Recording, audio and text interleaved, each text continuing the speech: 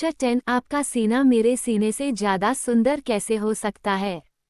काफी देर तक किस करने के बाद अदिति त्रियम के होठों को छोड़कर लगातार उसके गले, चिक्स और होठों पर दीवानों की तरह किस किए जा रही थी, जिसमें त्रियम भी अदिति का पूरा साथ दे रहा था। फिर अदिति किस करते हुए ही त्रियम का जैकेट तुरंत उतार कर फेंक देती है और अपने क्रॉप टॉप को भी उतार कर फेंक देती है। फिर उसे सोफे पर धक्का देकर खुद उसके ऊपर आकर तेजी से उसके गले तो कभी अदिति के सीने की क्लीवेज पर किस करता है। तो अदिति भी त्रियम की बेकरारी समझते हुए उसे पलटकर उसके नेक पर किस करने लगती है और फिर उसके पूरे मसल्स पर उंगली फिराते हुए सेडेक्टिव आवाज में उसके कानों के पास जाकर कहती है, और baby you are looking so sexy and I know you are satisfy about me. त्रियम तुरंत अदिति को पलकर देता है और उसकी ब्रा को निकाल कर फेंकते हुए उसके ब्रेस्ट को सहलाते हुए कहता है, यस बेबी मैं तुम्हें निराश होने नहीं दूंगा, चिंता मत करो। ये कहकर त्रियम अदिति के सीने को अपने मुंह में लेकर चूसने लगता है। तो वहीं अदिति भी इस एहसास को महसूस कर बेचैनी से कराह रही थी। फिर त्रियम धीरे धीरे अदिति के सीने से नीचे की ओर बढ़कर उसके पेट और नाभि पर किस करने लगता है। फिर त्रियम अदिति की नाभि में उंगली डालकर उसे ऊपर नीचे करके उसकी गहराई को नापने लगता है। अदिति त्रियम की इस हरकत से शर्म के मारे सोफे पर करवट लेती है। तभी एक धड़ाम की आवाज के साथ अदिति की नींद खुल जाती है। नींद खुलने पर अदिति देखती है कि वो सोफे से नीचे कारपेट पर गिर गई है। फिर अदिति को त्रियम का ख्याल आता है तो वो तुरंत अपनी नजरें इधर उधर करते हुए त्रियम को देखने लगती है, मगर त्रियम उसे कहीं नहीं दिखता। फिर अदिति एक नज़र अपने कपड़ों की तरफ देखती है तो उसे सब कुछ ठीक लगता है। अदिति अपने सिर पर चपेट लगाते हुए बोली, What the hell? ये सपना था। उफ यार मैं उसके कितना क्लोज थी, पता नहीं मेरा ये सपना कब पूरा होगा। इतना कहकर अदिति शर्माकर अपना चेहरा ब्लैंकेट से ढक लिया और उसे ओढ़कर दोबारा से सो गई। अदिति के लिए इस दुनिया में अगर कोई अच्छा काम था तो वो था सोना और खाना। कुछ ही देर बाद अदिति का अलार्म बजा। काफी देर तक बजने के बाद बेचारा अलार्म भी थक हार कर खुद ही बंद हो गया, मगर अदिति को इसका कोई होश ही नहीं था, वो तो मुर्दा ऐसी पड़ी थी। दरअसल अदिति को हमेशा सुबह रणविजय जी ही जगाते थे, मगर रात को लेट में आने की वजह से वो भी अभी तक सो रहे थे। सुबह के 9 बजे से अदिति का मोबाइल काफी देर से 10 बजे ही जा रहा था। अदिति की फ्रेंड जूली अदिति को पागलों की तरह कॉल पर कॉल किए जा रही थी, पर अदिति के कानों को तो जैसे कोई फर्क ही नहीं पड़ रहा था। उल्टा उसे देखकर तो ऐसा लग रहा था जैसे फोन की घंटी अदिति के लिए लोरी का काम कर रही है। फिर अदिति की नींद रणविजय जी के जगाने से खुली, मगर तब तक तो अदिति कॉलेज के लिए काफी ज्यादा लेट हो चुकी थी। जब अदिति ने टाइम देखा तो हड़बड़ाकर सोफे से उठी, पर जल्दबाजी में पैर कारपेट पर फंसने से एक बार फिर से गिर पड़ी। रणविजय जी ने अदिति को फिर से उठाया तो अदिति सॉरी पापा देर हो रही है बोलकर फ्रेश होकर बिना नाश्ता किए तुरंत कॉलेज चली गई। इस वजह से रणविजय जी और अदिति की कोई बात ही नहीं हो पाई, क्योंकि ये अदिति का रोज का था। अब आप लोग सोच रहे होंगे कि अदिति को तो कॉलेज पसंद नहीं था। फिर दरअसल बात यह है कि कुछ दिनों पहले ही अदिति का टेस्ट हुआ था, तो आज उसका रिजल्ट अनाउंस होना था। कुछ समय बाद विश्व भारती यूनिवर्सिटी, काल्पनिक नाम। आज कॉलेज में काफी ज्यादा सन्नाटा था। सारे स्टूडेंट्स के चेहरे पर डर साफ साफ देखा जा सकता था। हाल ही में यूनिवर्सिटी में मैथ्स का टेस्ट लिया गया था, जिसका आज रिजल्ट आना था, मगर अदिति इन सब से बेखबर अपनी ही बातों में लगी हुई थी कि इतने में ही क्लासरूम का गेट खुलता है। गेट खुलने के साथ साथ सभी के दिल की धड़कनें भी बढ़ती जा रही थी। गेट खुलने पर एक हैंडसम सा हट्टा कट्टा आदमी अंदर आया, जिसकी उम्र कुछ 26 साल के आसपास होगी। उसके हाथ में सभी स्टूडेंट्स के रिजल्ट्स थे, जिसे आज वो बांटने वाले थे। उस आदमी के चेहरे पर कोई भी एक्सप्रेशन नहीं दिखाई दे रहे थे, जिससे सभी स्टूडेंट्स ये अंदाजा नहीं लगा पा रहे थे कि उस आदमी के दिमाग में क्या चल रहा था। अंदर आते ही सभी स्टूडेंट्स एक साथ गुड मॉर्निंग सर। प्रोफेसर अपनी कड़क आवाज, good morning students, please take your seat. कुछ ही देर में सबके होंठ में सबका टेस्ट पेपर था और एक लड़की सिर झुकाए सर के सामने खड़ी थी। कांग्रेचुलेशन, आप फिर से फेल हो गई मिस भाटिया। नाम रोशन कर दिया आपने तो, विनायक सर ने लगभग पेपर अदिति के मुंह पर फेंकते हुए कहा। इससे पहले के पेपर इधर उधर जमीन पर गिरते अदिति ने 80 की स्पीड से पेपर पकड़ लिया। पेपर की एक तरफ बड़े लाल रंग में एफ लिखा हुआ था, जो साफ साफ चुगली कर रहा था कि अदिति एक बार फिर से फेल हो चुकी है। अदिति पेपर को देखकर अजीब तरह से मुंह बना रही थी, मानो उसको पहले से ही इन सब का अंदाजा हो। अदिति को इन सब से कोई फर्क नहीं पड़ रहा था, ये उसके लिए कोई नई बात नहीं थी। वो अपने कंधे उचकाकर एक गहरी सांस छोड़ते हुए उसी टोन में बोली, तो मैं क्या करूं सर? विनायक सर बिफरते हुए, are you serious miss Bhatia? बेचारी अदिति को तो शायद इन सब की आदत ही हो गई थी।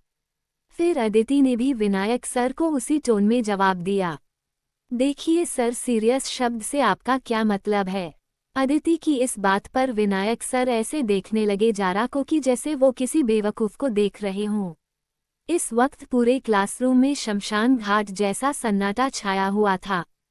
फिर अदिति अपने आप को करेक्ट करते हुए आगे बोली, देखिए सर, मुझे नहीं लगता कि हमारी नॉर्मल लाइफ में लोग कैलकुलम का इस्तेमाल भी करते होंगे, तो इसलिए सर डिफरेंशिएशन और इंटीग्रेशन पर टाइम वेस्ट क्यों करूं मैं? सर एक और बात कहूं, जब से ये इंटीग्रेशन देखा है ना मैंने, आपके सर की कसम, तब से ही सर, तब से मुझे कनखजूरे भी इससे ज़्यादा क्यूट लगने लगे हैं। Vinayak sir, are you in sense miss Bhatia? ये क्या बहकी बहकी बातें कर रही हैं आप, और ये क्या कनखजूरे अंडाओ? अदिति ने विनायक सर की बातों का कोई जवाब दिया, क्योंकि अदिति के पास अब कोई जवाब ही नहीं था, तो बेचारी क्या बोलती। एग्जाम से एक रात पहले तक अदिति त्रियम के इंस्टाग्राम प्रोफाइल देखने में बिजी थी। आखिर त्रियम की शर्टलेस पिक्चर्स ने उसकी नींद जो उड़ा दी थी।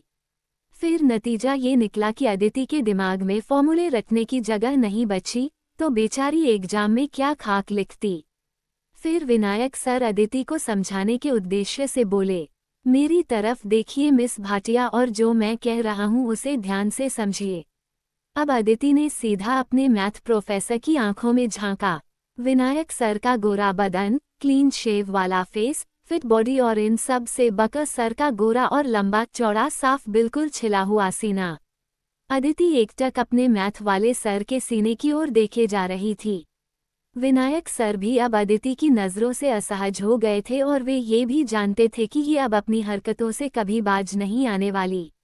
अब अदिति ठहरी अपनी आदत से मजबूर तपाक से विनायक सर से बिना कुछ सोचे समझे बोली, सर आपका सीना मेरे सीने से इतना ज़्यादा सुंदर और साफ कैसे हो सकता है? आप कौन से पार्लर जाते हैं मुझे भी बताइए, मैं भी वहाँ से ही वैक्स करवाऊंगी।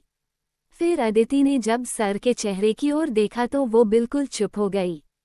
फिर अदिति माफ़ी मांगते हुए सर से बोली, I am sorry sir, please continue. Vinayak sir ने अपने सिर को पकड़ते हुए कहा, देखिए मिस भाटिया, ये तीसरी बार है जब आप एग्जाम में फेल हुई हैं, और ये तीसरी बार है जब मैं आपको समझा रहा हूँ।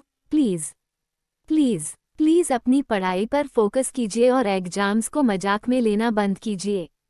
अदिति फिर से तपाक से पर पूरे कॉन्फिडेंस के साथ बोली, बात सीधी सी है सर, स्कूल में मेरा मैथ्स का रिकॉर्ड बहुत अच्छा रहा है, आप चाहे तो चेक कर लो, पर ये सब प्रॉब्लम तब से शुरू हुई जब से आपने मुझे पढ़ाना शुरू किया है। नंबर्स वाले मैथ्स तक तो फिर भी ठीक था, काम चल रहा था, पर क्या ज़रूरत थी आपको नंबर्स के साथ इंग्लिश अल्फ़ाबेट को मैथ्स में घुसाने की? Story will be continued. मगरमच्छों को भूख बहुत लगती है। इतना कहकर त्रियम हार्ड एक्सप्रेशन करते हुए अपनी आंखों पर शेड्स चाकर अपनी पैंट की जेब में अपना लेफ्ट हैंड डालकर बड़े ही रौब से निकल गया। इधर नाग त्रियम की धमकी सुनकर पसीना पसीना हो गया था। उसने तुरंत ही अपने आदमियों को मिनिस्टर की बेटी के बारे में पता कर उसे आज के आज ही उठाने का बोलकर फिर वो भी त्रियम के पीछे जल्दी से निकल गया। नाग को आप त्रियम का लोकल सेक्रेटरी भी बोल सकते हैं। Story will be continued. Chapter 12 Aditi हुई किडनैप। आप लोगों की फरमाइश पर दूसरा डोज। Enjoy green. त्रियम के बॉडीगार्ड्स ने अदिति के बारे में जानकारी खोजनी चाहिए, लेकिन मिल नहीं सकी क्योंकि अदिति कोई ऐसी वैसी लड़की नहीं थी। वो यहाँ मुंबई के मिनिस्टर मिस्टर रणविजय भाटिया की इकलौती बेटी थी।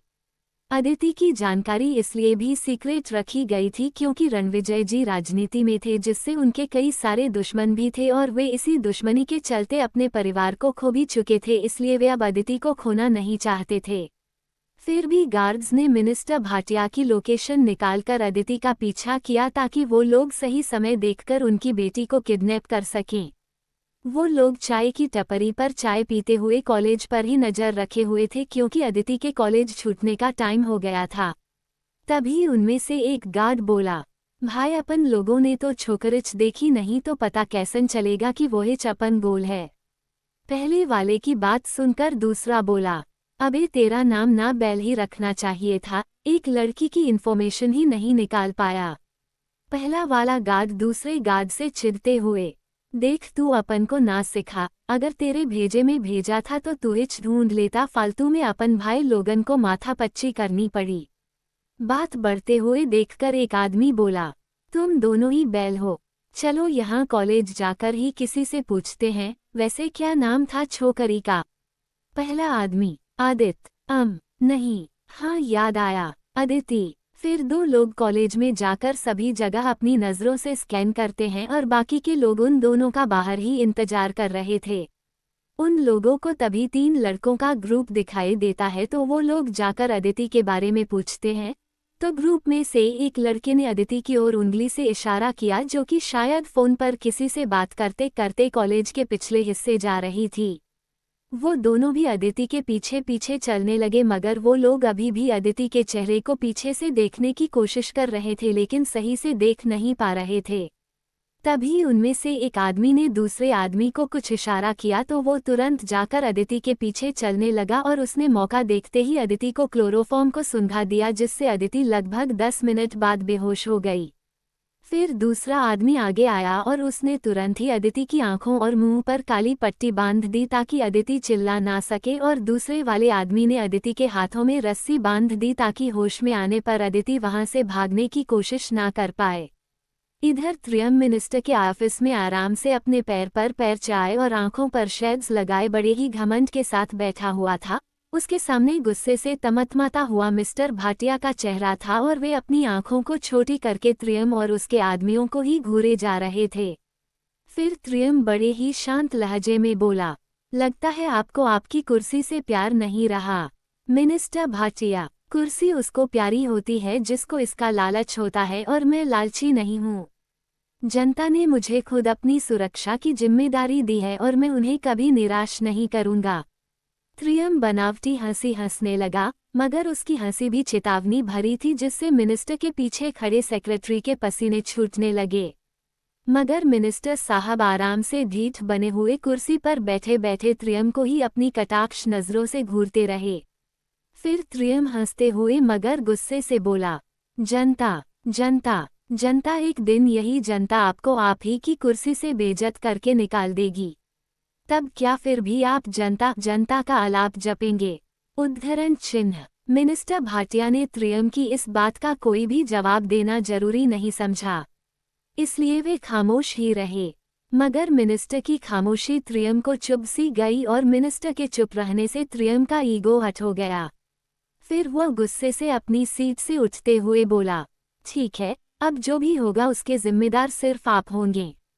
इतना कहकर त्रियम अपना कोट सही कर वहां से लंबे लंबे कदम भरते हुए वहां से निकल गया। इधर त्रियम की रहस्यमयी धमकी सुनकर अब उनको भी त्रियम से हल्का हल्का डर सताने लगा, क्योंकि वे जानते थे कि त्रियम अपने बाप जैसा बिल्कुल भी नहीं है। अगर उसने धमकी दी है तो इसका मतलब जरूर कुछ बड़ा करने वाला है त्रियम। वे अपनी चेयर से उठते हुए अपने घर की ओर निकल पड़े। वैसे तो उन्हें अदिति की फिक्र हो रही थी कि अगर त्रियम ने अदिति को गुस्सा भी दिला दिया ना तो अदिति फिर त्रियम से भी ज्यादा खतरनाक हो सकती है। अदिति को गुस्सा बहुत कम आता था क्योंकि वो हर वक्त चाहते हुए यहाँ से वहाँ फुदकती रहती है, और अगर कभी अदिति को गुस्सा आ गया तो अदिति का गुस्सा नॉर्मल इंसान के गुस्से से भी ज्यादा भयानक होता था। इसलिए रणविजय जी पूरी कोशिश करते थे कि अदिति को गुस्सा न आए। मगर फिर भी रणविजय जी के दिल में एक डर सा बैठ गया था, क्योंकि वो जानते थे कि अदिति मुहफ्फट है और उसने अपने इसी बड़बोलेपन में त्रियम को कुछ कह दिया जो उसके ईगो को हट कर गया तो कहीं त्रियम उसकी जान ना ले ले। बस इसी बात की वजह से वो अदिति को त्रियम से बचाना चाह रहे थे। एक अंधेरे कमरे में एक लड़की को गार्ड्स ने कुर्सी पर बांधा हुआ था। वो लड़की अभी भी आधी बेहोशी में ही थी। वो बार बार अपनी आंखें खोलने की कोशिशें करते हुए सब कुछ ऑब्जर्व कर रही थी। इस वक्त उसका सिर भारी होने की वजह से उसे चक्कर आ रहे थे। उस अंधेरे कमरे में उस लड़की के सिवा और कोई नहीं था। उस लड़की को कोई हलचल ना करते देख ऐसा लग रहा था जैसे वह अपनी इस सिचुएशन को आधी बेहोशी की हालत में भी एंजॉय कर रही हो। इधर रणविजय जी लगभग 5 बजे के आसपास अपने घर पहुंचे तो उन्होंने अपने घर को काफी साफ सुथरा पाया, जिसे देखकर वे समझ गए कि उनकी बेटी घर पर नहीं है, क्योंकि आज घर में बड़ी ही शांति थी और घर साफ सुथरा भी था, जो कि अदिति के होते हुए लगभग नामुमकिन था। मिस्टर भाटिया ने सोचा कि शायद अदिति अभी अपनी डांस क्लासेज गई होगी। ये सोचकर वे भी अपने कमरे में फ्रेश होने चले गए। कुछ देर बाद जब वे फ्रेश होकर आए तो वे सीधा अदिति के रूम की तरफ बढ़ गए, क्योंकि काफी वक्त हो गया था तो वे समझ गए कि अदिति आकर अपने कमरे में ही सो गई होगी। इसलिए वे अदिति के रूम की तरफ बढ़ गए। मगर जैसे जैसे वे अदिति के रूम की तरफ बढ़ रहे थे उनका दिल भी बैठा जा रहा था। नॉर्मली अदिति के कमरे में हमेशा ही लाउड म्यूजिक बजता रहता था, जो कि घर में एंटर करते ही सुनाई देने लगता था। लेकिन आज अदिति के कमरे से कोई भी आवाज नहीं आ रही थी, इसलिए उनका मन भी घबराने लगा। कमरे में पहुंचकर जब उन्होंने दरवाजा खोला तो पाया कि हर चीज करीने से रखी हुई थी, जिसका मतलब था कि अदिति रूम में आई ही नहीं। मगर मिस्टर भाटिया का दिल ये बात मानने के लिए तैयार ही नहीं था। उन्होंने खुद को ही तसल्ली देते हुए सोचा, शायद अदिति ज्यादा थक गई होगी तो हो सकता है कि बाथरूम में हो। इतना सोचकर फिर वे बाथरूम की तरफ भी बढ़ गए। दरवाजा खुला होने की वजह से उनके कदम ठिठक गए। अब रणविजय जी को अदिति के साथ किसी अनहोनी होने की आशंका का डर सताने लगा था।